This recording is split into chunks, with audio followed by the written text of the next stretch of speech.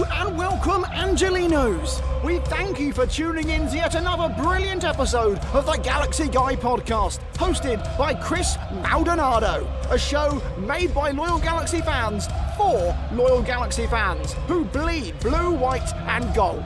So join us as we talk about the ins and outs, as well as the ups and downs of your favourite team, the one and only, the Los Angeles Galaxy.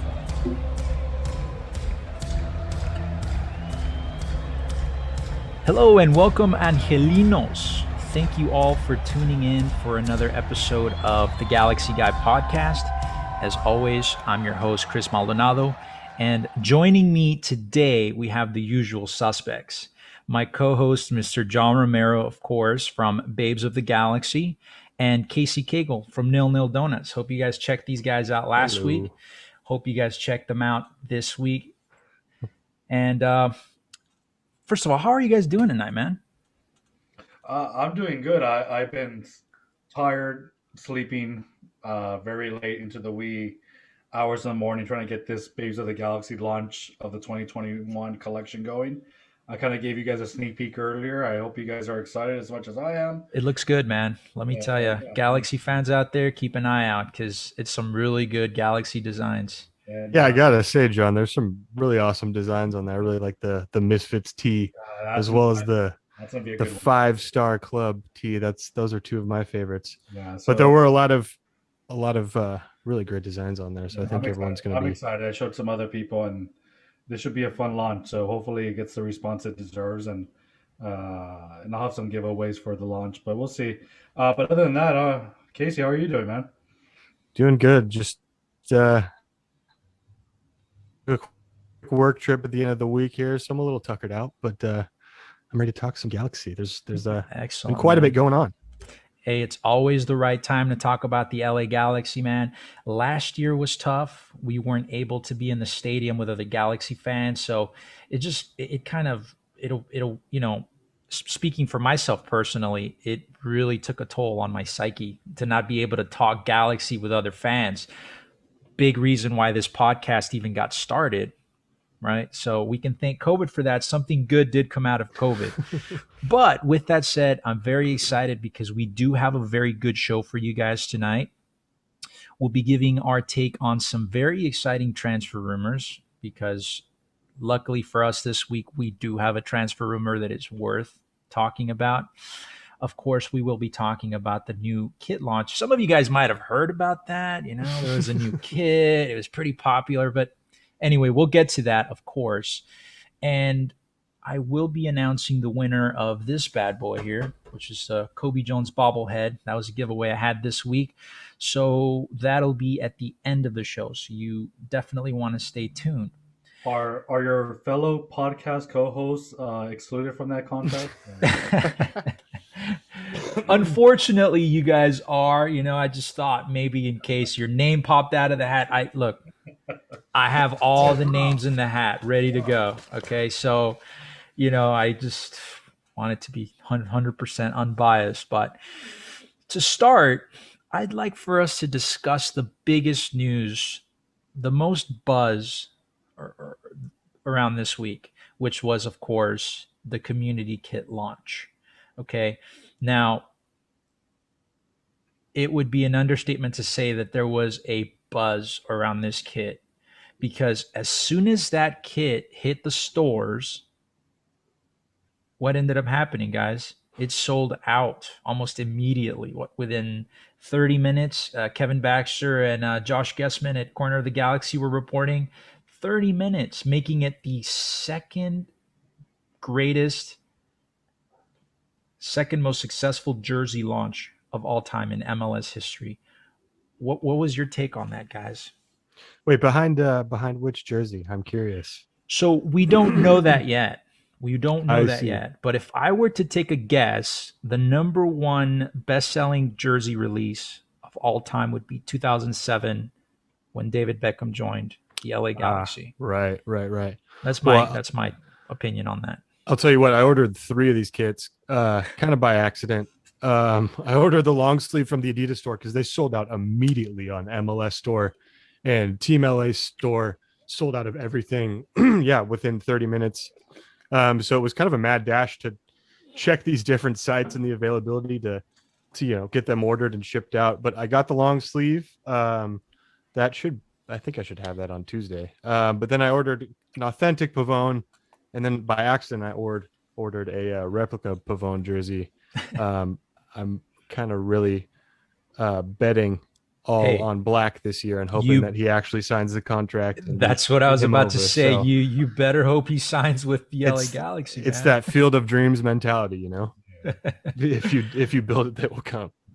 I stayed up to midnight thinking that they were going to be released at midnight, and at 12:30 nothing happened, and then I had my first alarms go off at 5, thinking MLSsoccer.com or the MLS store, which is have it on New York, a New York release time earlier than us, and nothing. I was checking every hour on the hour. I was even posting it on the Babes of the Galaxy Instagram. I was hitting refresh at several stores. I had 3 different tabs going on. Even the Adidas, the Adidas one was interesting because they posted it, but there was no links to any jersey. And then at 10 o'clock, I just randomly refreshed, and then Team LA had it. And I was able to use the code to get the sleeve patch. And I don't know if you guys noticed, and before we get into detail, the one, and I don't know if it's been talked about, but yes, the buzz about the sleeve patch, the honey logo there. But do you guys notice on the other side there was no MLS logo patch on many of them? Oh, interesting. I did not notice that. Did notice that. I double checked all the Instagram and see if Adidas even had it, but there's no MLS patch on many of the jerseys out there, which I'm kind of bummed out because I do like the MLS patch on the sleeve. So I did catch that, but as I had people DMing me on Instagram and messaging me, where we're gonna get it, what do you know, and it's the same thing. It was a grab all when 10 o'clock came around. John, when you texted me earlier this week, when the kit launched, you were, man, it really sounded like you must have broken either the screen of your phone or that refresh key on your keyboard, because you're just desperate to get it, man. And listen, I don't blame you, okay? Because even when the t-shirt, the jersey leaked online, there was a consensus among Galaxy fans all throughout social media that they wanted one, and it was fresh. They just loved the design. They loved the throwback. They really wanted one. There was a huge buzz, unlike anything I've ever seen before, as far as a jersey launch, like anything I've ever seen before. And it was a huge success. Even without a big event like the Galaxy's done before for other jerseys. This was just straight up all social media. Yeah, I saw, a lot of social media accounts that don't even usually post about kit launches like this, but the hype was real.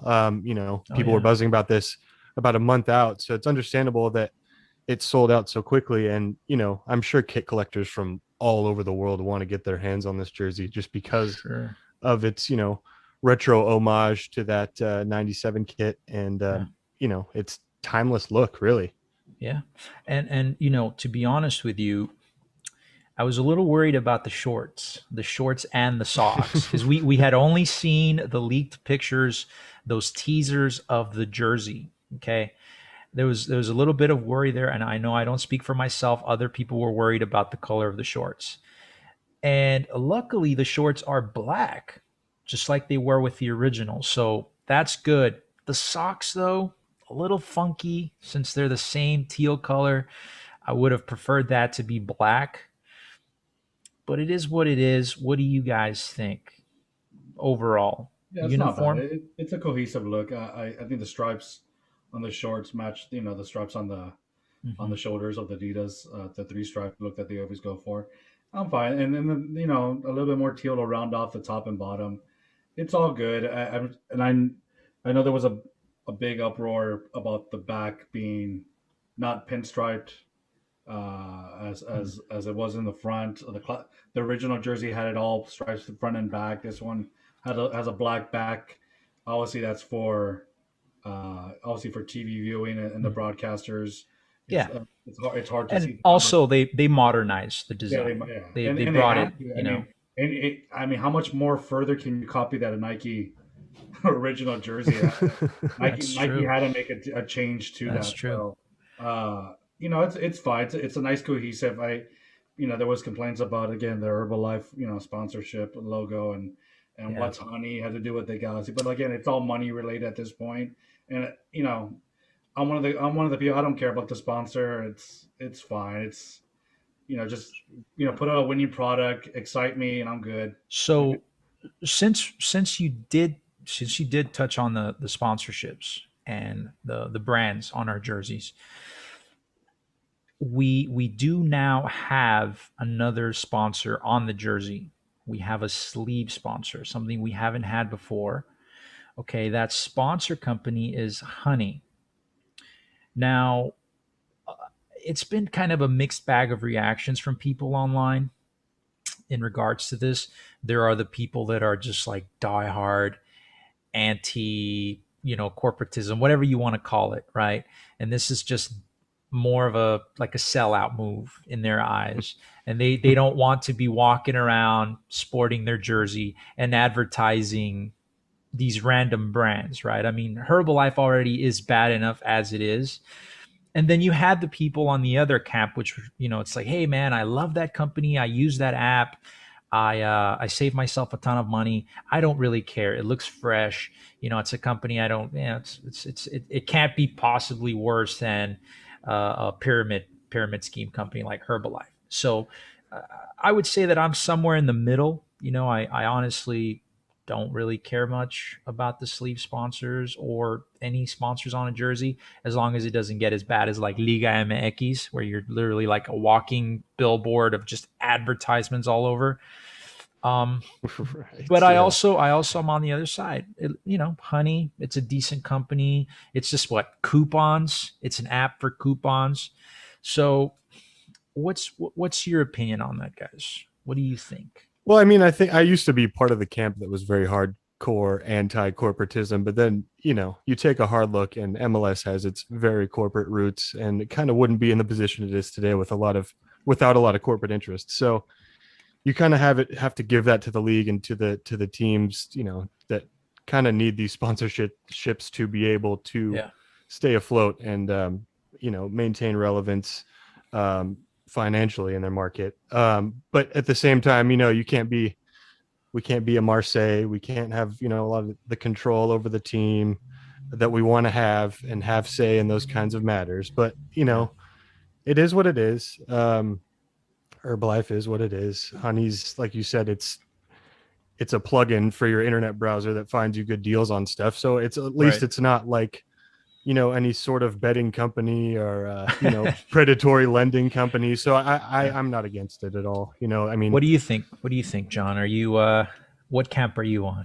No, I don't care. Can you imagine Barcelona fans screaming, why Rakuten? Why can't we have Honey or Amazon or whatever? And then, or even the La Liga MX, like, why Pan Bimbo as opposed to Wonder Bread? Right. It's like, we go have these endless arguments, but I mean, there's a Herbalife customer out there. There's a Herbalife supporter, whatever. It's all marketing. I mean, it's what goes into the club. And again, markets all over the country with all these clubs that we have in the league, they're all looking for sponsorship that relates to their customer and their markets.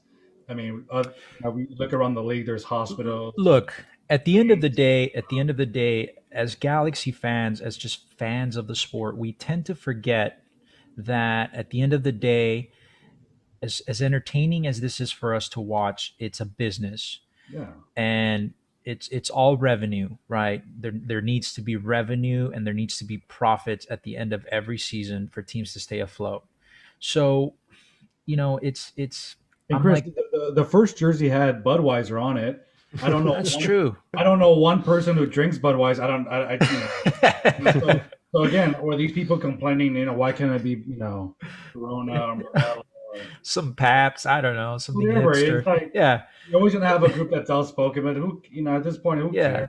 Listen, I'm right smack dab in the middle. It could be worse. It could be one of those brands, right? Something that doesn't represent as well. Honey is a local Los Angeles company. They're based out of Los Angeles. Didn't know that. So they have their headquarters here in Los Angeles. So, you could say it's a local company. I'm not exactly sure where the foundation of the company is, but I'm pretty sure it was also here in Los Angeles. So, not a bad thing, man. It's business. At the end of the day, just in case any Budweiser marketing team is watching the show, you're welcome to send me Budweiser or any product you guys want. Well, if Tesla's watching, you're welcome to. I want Tesla on the. They can send us a Tesla. We'll send us a Tesla. I love Tesla. Yeah. Send us a. That's a great idea. Send us a pallet of Budweiser and a Tesla. I will gladly drink Budweiser on the air for you guys. We could get bought here at the Galaxy. We could set it to self-driving mode and slam long necks on the 405. I'll switch my kombucha for some Budweiser. We do not condone drinking and driving here on the Galaxy Guy podcast. We don't. So we'll see what that looks like in the future. But I think sleeve sponsors are here to stay. They honestly are. Not the first team in MLS, not the first team in the world, not the first team in MLS to get a sleeve sponsor.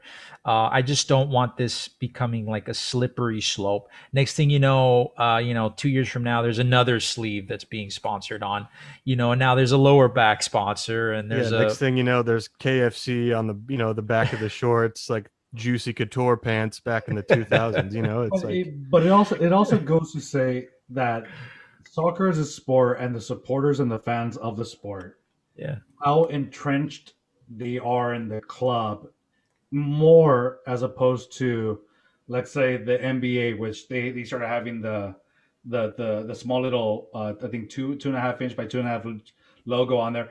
I didn't see this same uproar about Honey or Herbalife when the Lakers got Wish on their patch, Mm-hmm. So the fan base feels more involved. It obviously the passion is at a different level. Yeah, they feel they should have a say in this, and I get it, but it is a business, and at the end of the day, unless something's wrong with Honey and it's taking money out of my bank account and spying on me, I don't care at this point. It is what it is, Yeah, true. So we'll definitely see what that looks like in the future. Speaking of jerseys, but before you change subject, my sources tell me the Galaxy Guy podcast was in the negotiations for the patch sleeve. So I don't know how close were you, Chris? Hey, I can't speak of that yet, man. There's a non-disclosure agreement, so we'll have to keep an eye out for that. But pretty close. But since we are on the topic of jerseys, okay, we understand that there's a certain Galaxy defender, former number 22, who now will be sporting a new number. And, of course, that player is Julian Arajo. He will be going from number 22 to number 2. Now, why is that something of significance? What's the importance behind Julian Araujo leaving aside the number 22 and now taking the number 2? Because he demanded this number and they gave it to him. The significance behind that is that the number 2 is one of those numbers in soccer that's like what would I call this number? What's the word that I'm looking for? It's one of those non-negotiables, one of those concrete numbers, like the spine of the team, right? Like there's the number 9, there's the number 10, there's the number 8, and the number 6. In the back line, you have the number 2, the number 5, the 3, and the 4, right? Those are your starters. Usually the starters are the ones that get those numbers. You don't give those numbers to the kids or the non-name players. So this move to me speaks volumes.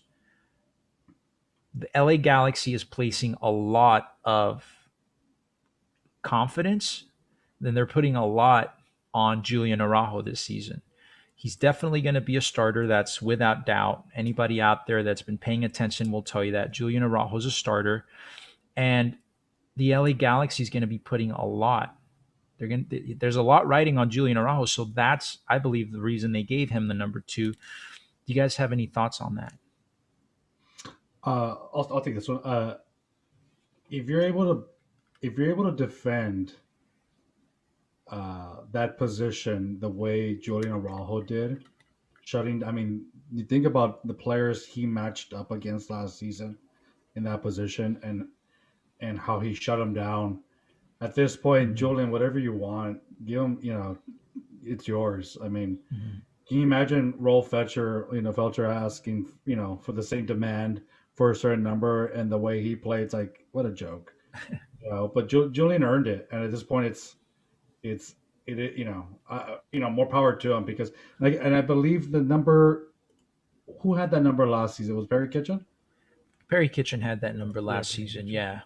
So much respect to that Julian had, for Perry Kitchen, not to make this a scene, or a locker room Yeah. situation, but he gave him he showed some respect to the Yeah.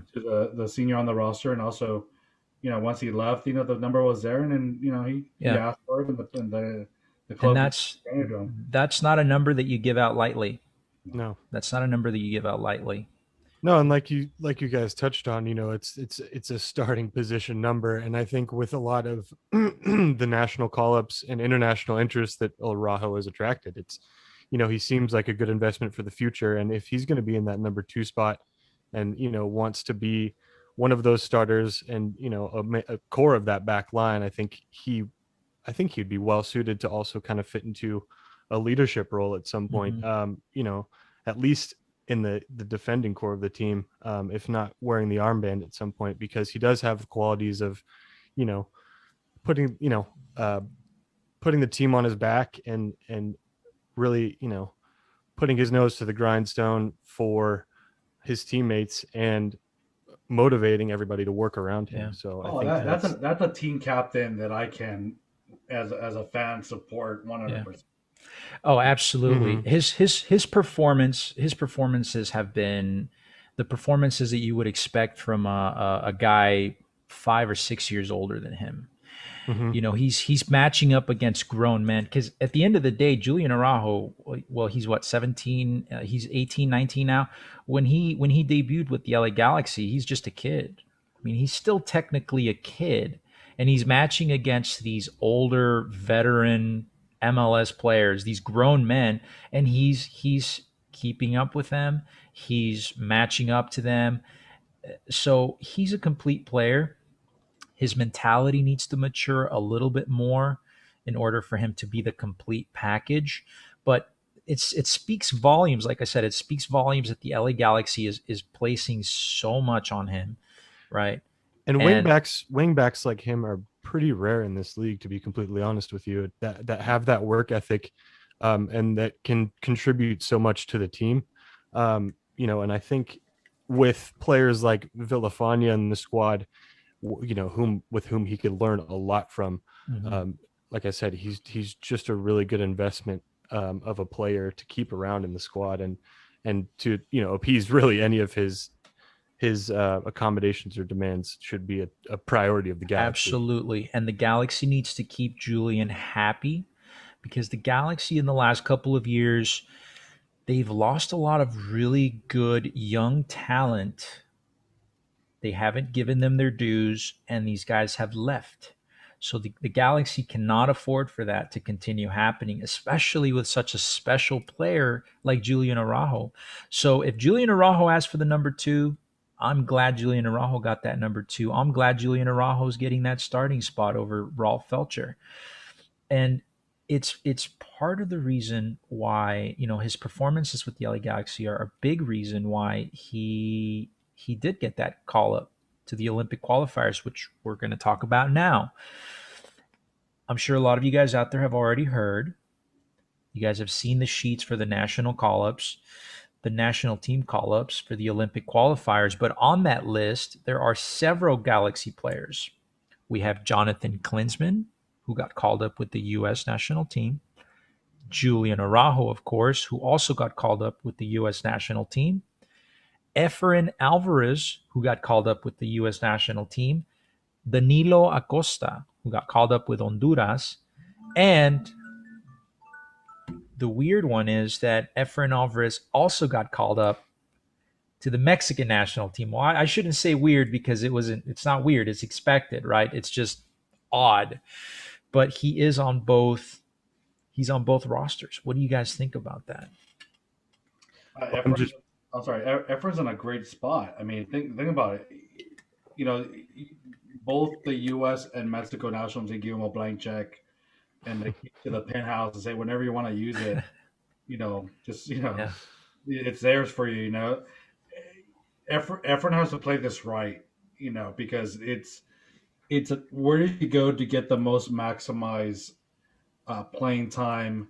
Where can his talents have the most productivity and effectiveness to the roster, and where in a couple of years can he be starting for either national team? I think Efren's in a great spot.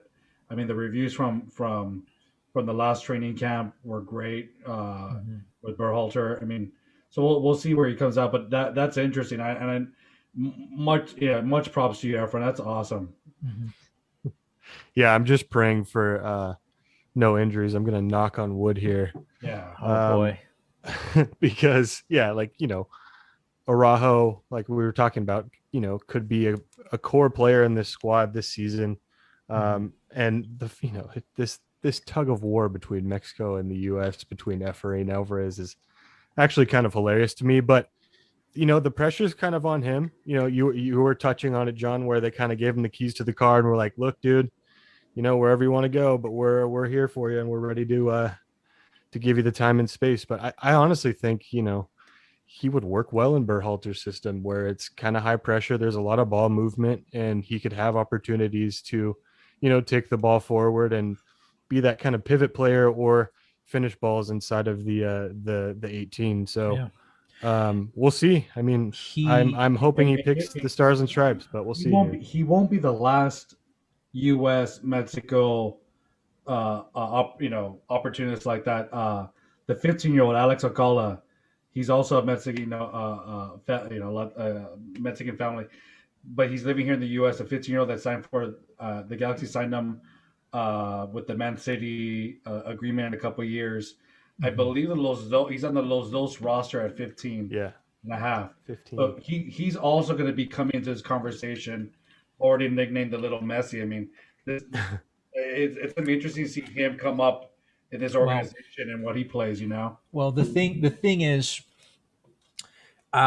this is good either way. If Julian decides to go and play for Mexico, I think that's a good move. I don't want him to go to play for Mexico. I'm biased. I mean, because it's not a secret. I'm a huge U.S. national team. Oh man, fan, you have the right? Rocket Pop jersey. That's a classic. A huge U.S. men's national team fan. So I would love for him to play with the U.S. men's national team. But listen, if he goes and plays with the Mexican national team, he's going to continue to develop.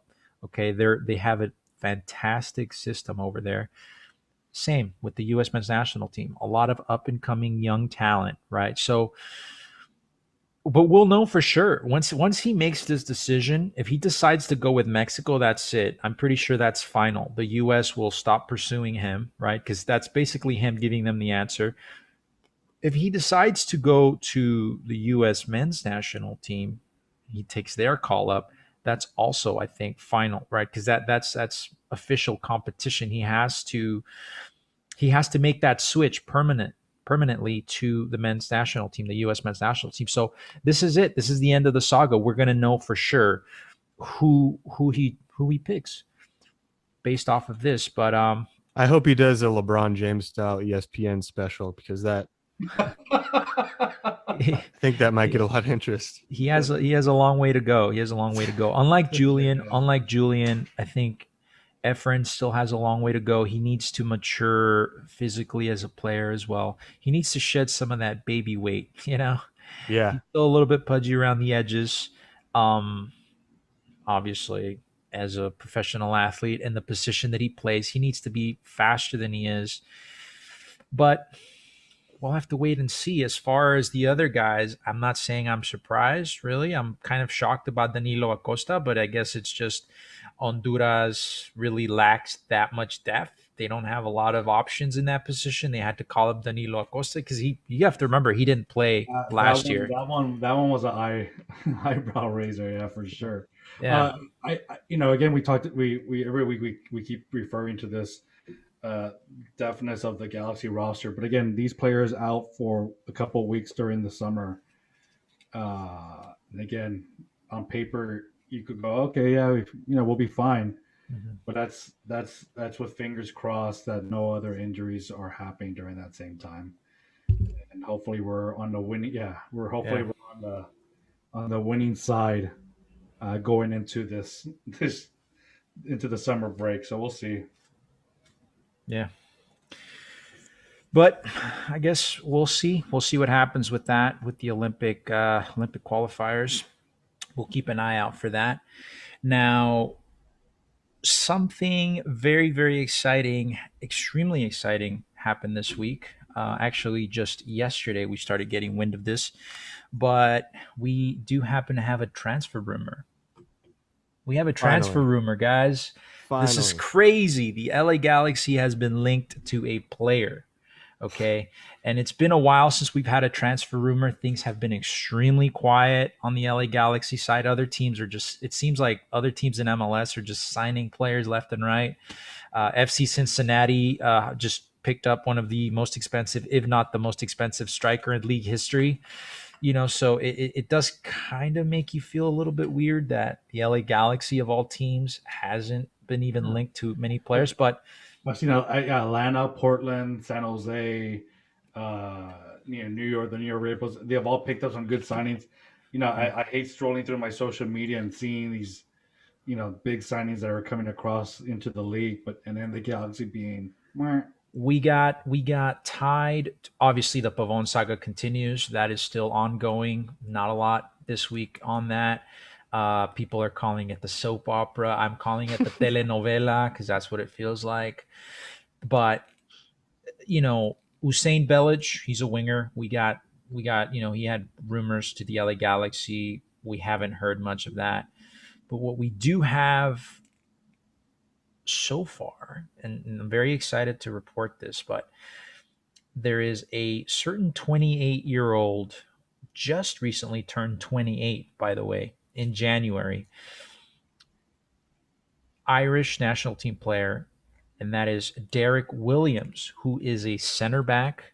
He is a dual national, Irish and U.S. national, currently playing for Blackburn Rovers, where he's had 152 appearances in his entire career there. He was previously at Bristol City, had 131 appearances there, and he was previously with Aston Villa. He played mostly for their U20, U21, U22 system. He had, I think, one total appearance for Aston Villa ever. So the bulk of his career has been in the Championship League. So that's the second level of the English soccer system. I'm very excited about this rumor, guys, and I honestly think there's a lot behind this that's going to make it concrete. I think this is gonna come true for us. Yeah, I think all you really needed to say was Irish center back playing in the Championship, and I would have been sold on it, honestly, because Irish center backs are pretty hardened, and the Championship is a pretty demanding league physically, and I think we need kind of a more physical presence, a more demanding presence in the back line, and a 28-year-old dual national. You can't go wrong there. Not filling up an international spot. He's still got plenty of years left in the tank, you'd think. Oh yeah, for a center back, 28 years old, you're still at the prime of your game. Yeah, and 138 appearances for Blackburn. I mean, Blackburn's always been somewhat near the competing playoff spots in the Championship, usually since they dropped out of the Premier League like 10 years ago. But it's a prospect that I'm really excited about. A center back is what we need. I think we're still maybe lacking some of the technical ability we need in the back. especially from some veteran players like Cobi Gonzalez. So, if there's another player in the mix to compete and kind of whip these players into shape. I know what John's thinking. John is thinking, you had me at center back, man. Get him over here ASAP. Yes, that's true. No, you didn't mention he's left-footed. He is. Yeah, he's Irish. I hope he brings some of that edge to that back line. Now, your Steres, your Dupuy, your people, and you have someone coming, fighting for your spot. Yeah, bring it. I'm all for it. I have no sympathy if someone gets benched. That's been there the last couple of years. We just need that back line shored up. So you know what? All for it. Bring it, Derrick Williams. Yeah. Listen, this rumor just smells so good. It smells so good and it feels good. Okay, for many reasons. Number one, he wouldn't take up an international slot. He's a dual national. Number two, he's Irish, and there is an Irish fan base for the LA Galaxy. Okay. There was a certain Irish guy who used to play for our team. Some of you guys might remember him. He kind of scored some goals, won some cups. He used to do some backflips. You guys remember this guy, Robbie Keane? It's been a while since we've had a really good Irish presence in the LA Galaxy. This guy could be it. He's still young, physically strong. I've seen some of his highlights. The guy, he's not the tallest guy on earth. He's about 6 feet tall, I believe. But he's physically imposing. He has championship experience. I would argue that the championship is a much better league, better quality than MLS. So if this guy's a starter in the championship and he has that many appearances for 2 championship teams, it means he's a solid player who has experience. Yeah, you don't go 152 games, and you're injury prone. I read up on him. He had a recent injury in December. He did. I think it was quad. Yeah. So the thing with that is that he was hurt early November, I believe, and then he came back. He had a quad strain. He came back. He might have been rushed too soon to come back, and then he got hurt again, and that one was a little more serious on his quad. So that actually required surgery. I saw that too, John. So we'll see. I don't know when he's planning to come back, but I know he's going to be hungry. Mm-hmm. And I said more. We need that in the back line. I just want attitude in this back line. I want them absolutely. I want them standing up in the tráfico to these knuckleheads, and I want them to stand up against Seattle and Portland, and of course the Smurfs up north. I want that back line with an edge. Yeah, yeah. Everyone who's a Galaxy fan has very thin patience, paper thin patience at this point with the defensive situation and the backline performance as of late. So I really want to see a change and improvement there this season. We're ready for some new faces. We're ready for some fresh faces. I mean, listen, to a point that you guys made earlier, there's people that are on that roster right now who should be afraid for their starting position. Okay. Mm-hmm. And I think that's not it. There's nothing that's more true than for the defenders of this team. Those guys should be shaking in their knees right now because there's a lot of young talent on this team, a lot of defenders that just got signed, a lot of guys that came up from Galaxy 2 who are hungry. I spoke to Jalen Neal earlier this week, who's the newest defensive signing from Galaxy 2. Center back. He plays that center back position. He's hungry. This kid is training every day. He has his eyes focused on that first team. He wants minutes.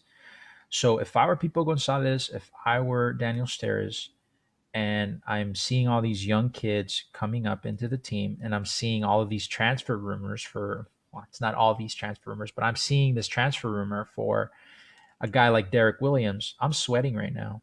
And I should be sweating. So, honestly, I think this is good. Sorry, Chris, that back line, look about it. You have two Mexican descendants on the wings. Mm-hmm. Now you add an Irish. I mean, it's already a step up in attitude there. I mean, it's I love it. Oh, yeah, man. But at the same time, you also want those veteran players like Steres and Pipo Gonzalez to be able to pass on some of that knowledge and experience to a degree, where it isn't harmful, I guess you could say. That should take 5 minutes. I'm sorry, that should take 5 minutes. Yeah. At this point, I'm sorry. I'm already looking over Steres. Yeah, I'm already beyond it. Thank you. I mean, you serve your time. It's not what we need. I don't. If he was taking every year after year, leaps and bounds in his ability to become a better, stronger defender, great. I'll give him the props. But it's been 3 years of that back line just being the Achilles of our team, and I'm already beyond. Sorry. Again, it's a guest we're never going to have on the show, but I'm a little beyond Steres, and sorry about that. Yeah, and I've said this multiple times before, and I'll say it again. Pipo Gonzalez should be much better than he has been. He has been a quality player in the past. I can't see any reason why he has been as poor as he has been for the LA Galaxy, other than he's either not comfortable with the team, something's going on. But I mean, when he came to the LA Galaxy, he was 32, 31, 32. He wasn't ancient, right? It's not like he was performing poorly because his legs were gone. He was playing in Serie A for, I believe it was Parma. It was Genoa or Parma, I think. Genoa or Parma. He had an exceptional World Cup with Costa Rica. He was still getting Costa Rica national team call-ups. This is a guy that, on paper, should be a quality player, experienced player. He has the national team experience. He has European experience. He's been in MLS before, a long time ago. So it just makes no sense to me. It makes no sense to me that he's performed as poorly as he has. We did see like small moments here and there where we saw that quality, but those moments were few, but they are still there. I believe that Pipo Gonzalez, if he can turn that corner, whatever it is, he can still be that quality player for us. Because I know he's been a quality player. I know he still can be a quality player. It's just a matter of why it's not happening. But the Derrick Williams signing, I believe, would be fantastic. As you said, as you said, Derrick Williams is younger, so Yeah, as you said, Pipo still maybe has a couple of those performances left in the tank. I mean, last year's El Tráfico at home, I think it was the 2-0 or 3-0 victory, but he had a really solid performance that game. Maybe a couple others last season, but like you said, he used to compete at such a high level in Europe, and it's kind of weird to see him become the player that he's become in his the twilight years of his career, because you'd think that he'd still have a lot of fight, but maybe not. Yeah. No, and the reason why the Derrick Williams, signing potentially, why that rumor seems very concrete right now is because it all checks off. It all makes sense. And he's actually following a lot of LA Galaxy players on his Instagram now, which is really that's really the real way of finding out whether or not a player is coming. This is your signature style of investigation, and I and the subreddit absolutely love it. Here's this week's conspiracy theory. Okay, let's go. Oh, it's not a conspiracy theory. He because he recently started following a lot of if we're using the closer stamp of approval following Instagram pages, in that case he's coming with Ronaldo. I mean, it's I get it. But this defense needs this, and I'm if there's another player that they're negotiating and bring it, I welcome it, because I don't want to go through their season finger pointing and still thinking the players that we have on the roster are the answers. Yeah, no, I absolutely not. We need to change. I like Villafania. Araujo's going to be a stud this year. I think those two are going to be solids. I want to see what happens in the middle. The goalkeeper situation, let's see how that plays out. But I want some attitude. And again, our team captain, Jonathan, I want him to be more aggressive with his back line. That's their boys. You know, let's have someone get in their faces and get this team in line. Listen, Giancarlo Gonzalez, he needs to earn the paycheck. He is a guy that's making, I think he's like third or fourth on the team currently as the highest paid non-DP player. Wow. He's making about $720,000, I think, something crazy like that. This guy needs to earn it, you know. So if that back line doesn't look good this year, who do we blame? You know, so I'll tell you. we know the answer to that. I'll make sure I'll let you guys know. But yeah, as far as this week is concerned, that is the only transfer rumor that we can actually report on. I mean, there was some talk of Chicharito possibly being linked to Chivas. Right. I think there was an interview somewhere out there where they were interviewing Adri Vergara, who's the president of Chivas, and, you know, basically just said the doors are open. If Chicharito ever wants to come back, we'll take him back gladly. You know, so. Well, look, I think this was just a matter of when, not if, right? Because Chicharito is such a club legend at Chivas de Guadalajara. I mean, not just because of his performances for the club, but because of his, you know, international interest abroad in Europe, and you know, with the Mexican national team, his performance has, you know, he's the highest scoring Mexican national team player. And there were billboards plastered all over Guadalajara when he left for Manchester saying, "You will leave a hero, but you will return a legend." So it always kind of seemed like it would be in the cards for him to make a return to Chivas. And, you know, look, if it's in the next couple of years, that's totally fine. You know, if it's even next year, we'll see how Chicharito does this season. I may be completely over him at that point. So some people are over him already. Yeah, exactly. Yeah. So I think, you know, it's definitely in the cards for him. Some people on the Discord, on the LA Galaxy Discord, were saying just flat out, this is impossible. He's just never going to leave the LA Galaxy. You know, he would never leave for Chivas. Honestly, I think it would make a lot of sense if he did. You know, the Vergaras, the owners of Chivas, they have no lack for money. If they want to make a signing, they can make it. Like, and a lot of people don't know this, but Chivas only hires Mexican nationals. That's it. They don't hire. So they're like a Bilbao of Mexico. They don't hire foreign players. So their pool of players they can pick from is very limited to just Mexican players. And it just makes a lot of sense to bring back a player who they consider to be a legend, who's the most prolific Mexican striker, right? And who has a link to that team. I honestly think that it wouldn't be too far-fetched to say if Chivas really, really wanted Chicharito to come back, they could have him, you know? And one of the primary reasons Chicharito chose the LA Galaxy was, one, the money, of course, but two, his wife actually wanted to come live in Los Angeles. You know, there was like a limited list of places that she would want it, you know, she wanted to move, and Los Angeles was the only place in the US. So, but, you know, as we know, his wife is no longer in the picture. I don't think she liked that much then. You know? I don't think she I'll give you a fun fact, and I'm sure you guys have heard it. The Major League Soccer is the league where players, superstars retire, right? And then you look around the league. You look at Beckham. Beckham didn't retire here in the MLS. He retired in Europe. You look at Robbie Keane. He didn't retire with the Galaxy. He went into India. Yeah. Zlatan didn't come to the Galaxy and retire to the Galaxy. He went back to Milan.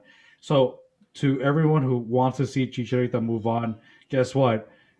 All signs point to Chicharito at some point leaving and possibly going to Guadalajara, Chivas. So yeah. So he's not going to die a Galaxy long term. So at some point he is going to move on. Yeah, from this team. I think he's playing here this season. That's without a doubt. He's playing here this season. There's always that slim chance that Guadalajara just decides we're going to throw stupid money at the LA Galaxy and buy Chicharito. There's always that possibility. So I'm not saying it's possible or impossible. I'm just saying it's there.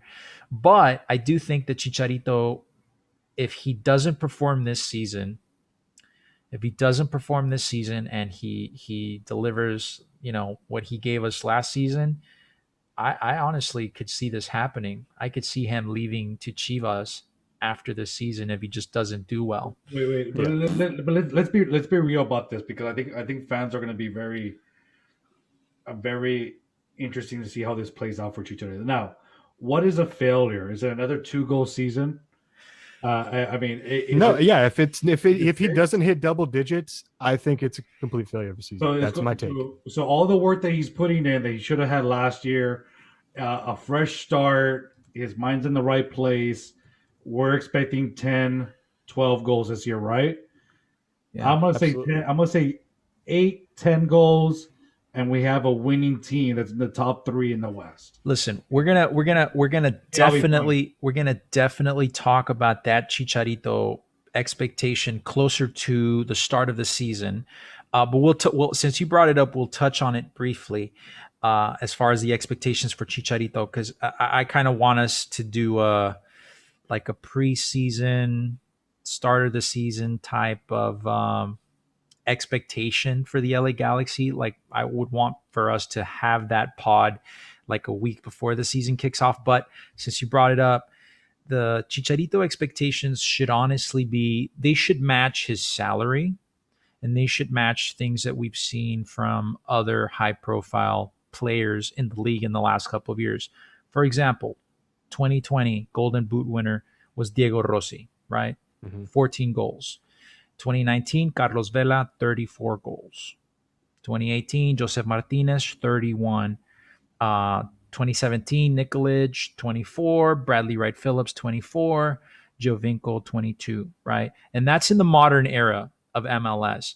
So if you were to average out that 22, 24, 24, 31, 34, I think that Chicharito needs to be somewhere in that bracket, somewhere between 22 goals to 30 goals to be considered a success in MLS. Anything below that, and he's definitely not matching his paycheck, and he's definitely not matching. But Chris, don't get far ahead. There was a wise man in last week's podcast. His name was Casey, who ran through the numbers through his career. He hasn't had those numbers whatsoever. And Casey, you could refresh everyone who didn't listen to that podcast, but we're not going to get 20 goals from this guy.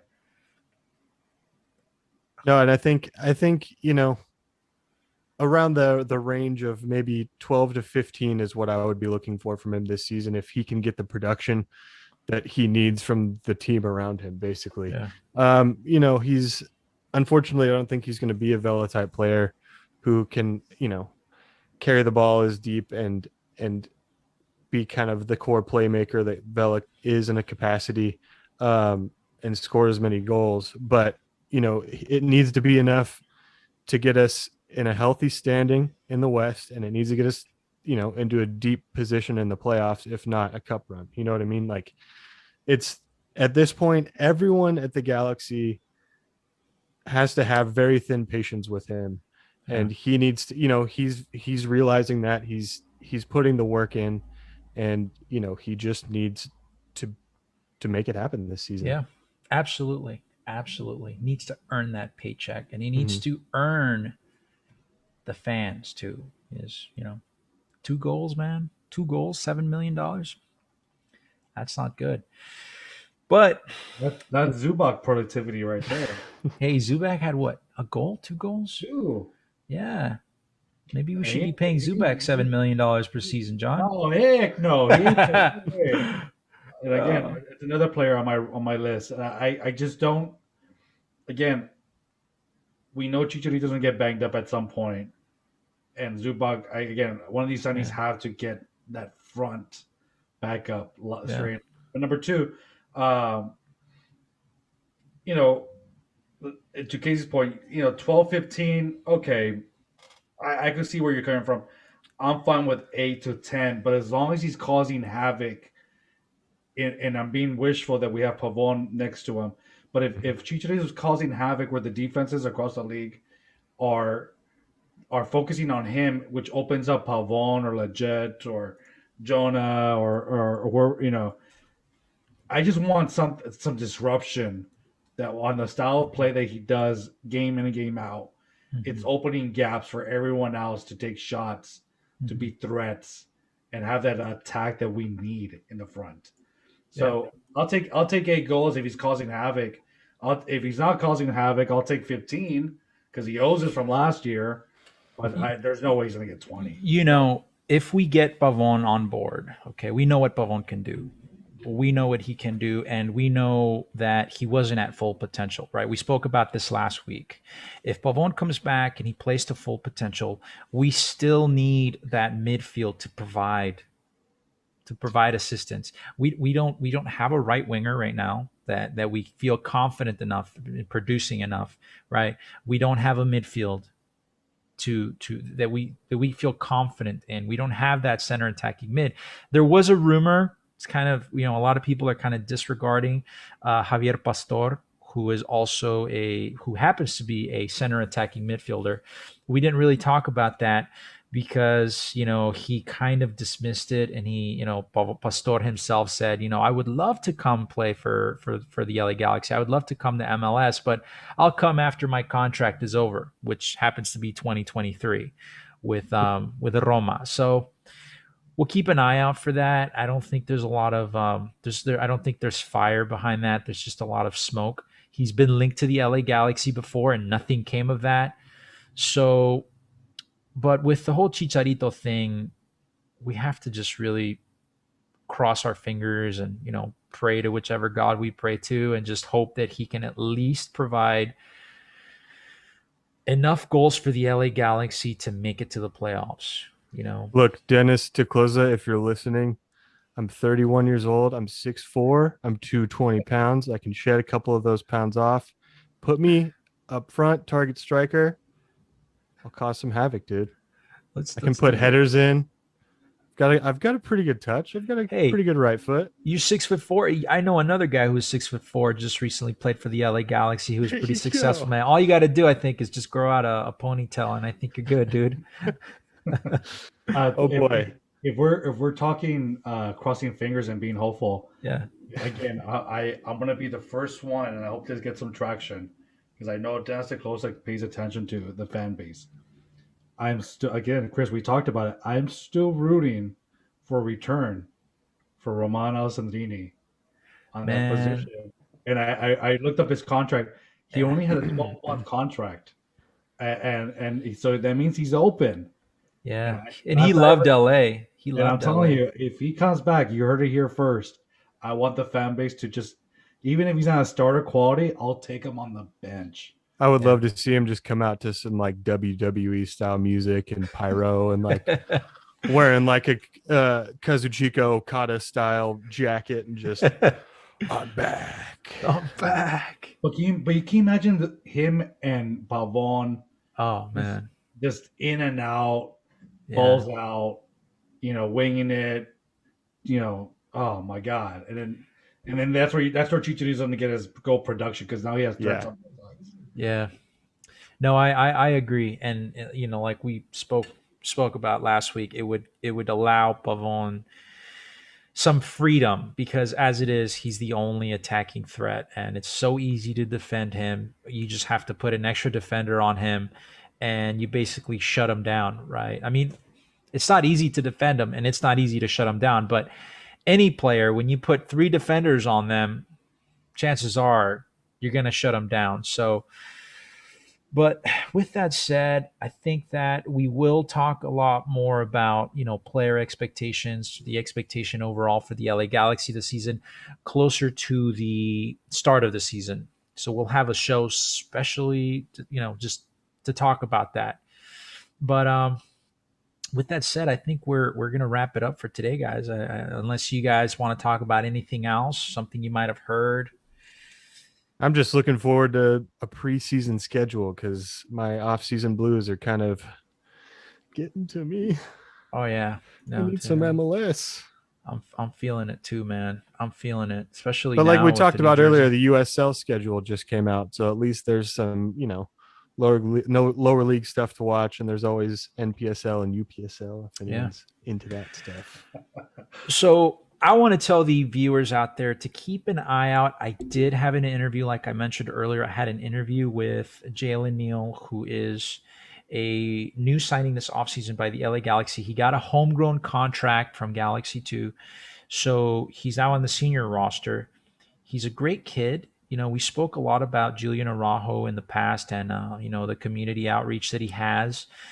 Jalen Neal, he's a guy that has been doing a lot for the community. He's working with a nonprofit organization out of Long Beach. They're doing a lot to help the homeless. So I had a really good interview with him. I will be posting that sometime this week. I will promote it on Instagram. You guys keep an eye out for that. And to add to that point, Chris, his mom, I've been lucky to chat with her on the Babes of the Galaxy Instagram. Yeah, so sweet, and she's wonderful. He's so proud of Jalen, and so I'm rooting for Jalen, and I think I think his future is bright.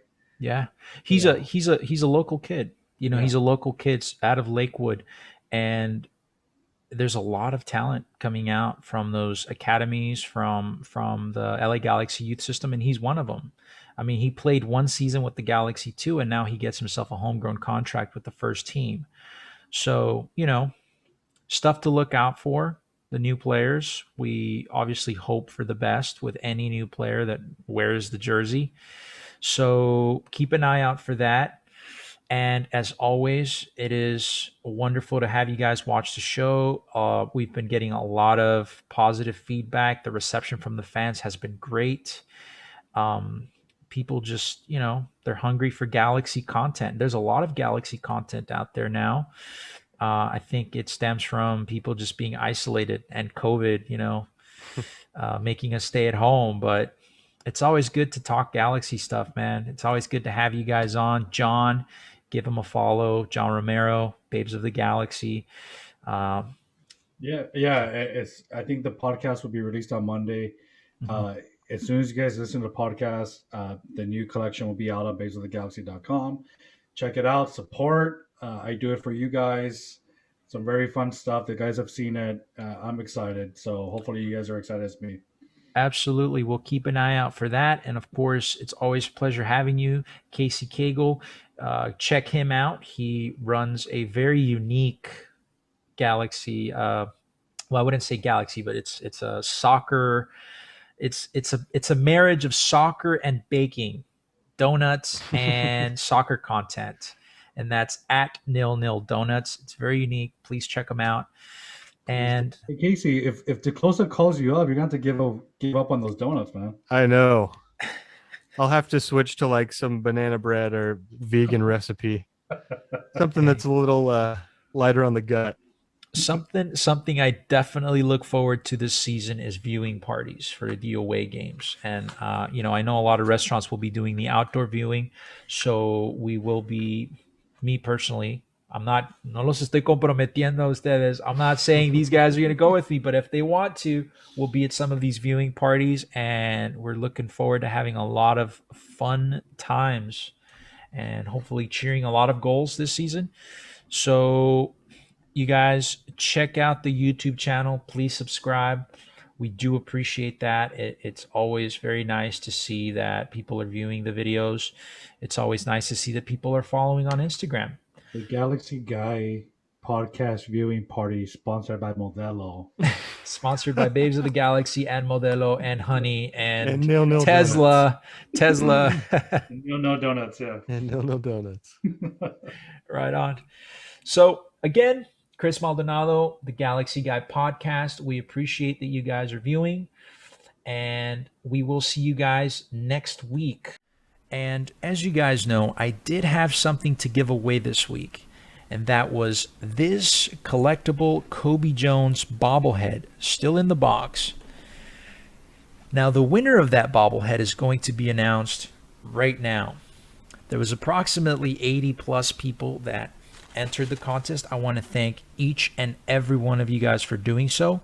Stay tuned because there will be more in the near future. Make sure to subscribe to the YouTube channel. That's the Galaxy Guy podcast on YouTube. Make sure to follow us on Instagram. And best of luck.